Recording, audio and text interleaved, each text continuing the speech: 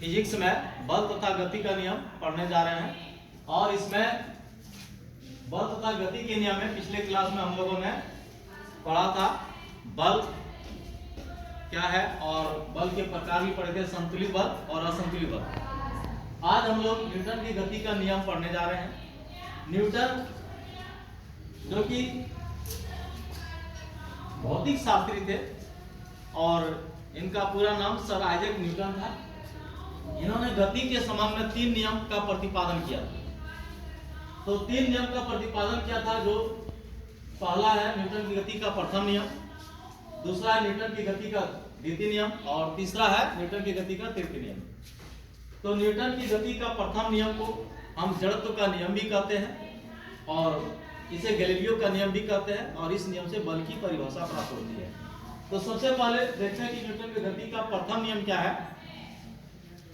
यदि कोई वस्तु स्थिर या गतिशील है तो यह तब तक स्थिर या गतिशील रहेगी जब तक कि उस पर कोई बाहरी बल न लगे, जिसे हम लोग न्यूटन की गति का यानी प्रथम नियम कहते हैं और इसे जड़त्व का नियम भी कहते हैं। तो जड़त्व यानी कि वह गुण है जिसके कारण वस्तु अगर विराम में है तो विराम में ही रहना चाहती है और अगर गति में है तो गति में ही रहना चाहती है, यानी गतिशील है तो गति में ही रहना चाहती है।